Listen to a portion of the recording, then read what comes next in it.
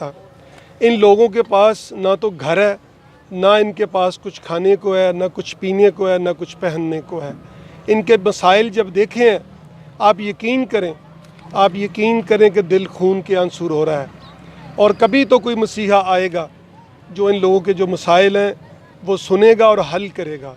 इनकी भी नस्लें उसी मुश्किल से उसी तरह पाकिस्तान पहुंची हैं कि जिस तरह हमारे आबाओ-अजदाद, सबके आबाओ-अजदाद पहुंचे हैं जो माइग्रेट करके आए। जितना हक उनका है ज़िंदगी पे, इतना ही हक इनका है।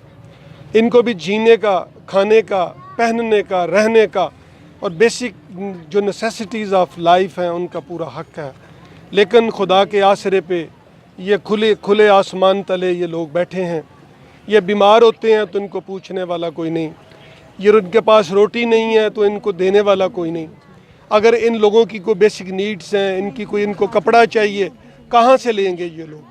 इनको बेचारों के पास तो मतलब ये लोग मर जाते होंगे दवाई लेने के लिए, इनके पास पैसे नहीं होंगे। तो मैं समझता हूँ कि जो इलाके डेवलप्ड इलाके हैं, जहाँ पे तरक्की याफ्ता इलाके हैं हमारे इस मुमलकत खुदादाद पाकिस्तान के, वहाँ से कुछ तवज्जो इन झोंपड़ियों की तरफ, जो इंसान और जो ख़वातीन बच्चे यहाँ रहते हैं उनको भी इंसान समझ के उनके लिए भी कुछ करना चाहिए।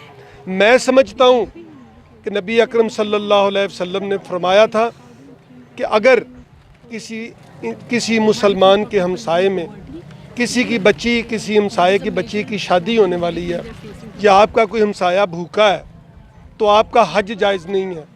आप हज का वो पैसा इन लोगों पे खर्च करें ताकि आप अल्लाह के बहुत ज़्यादा करीब हो जाएं।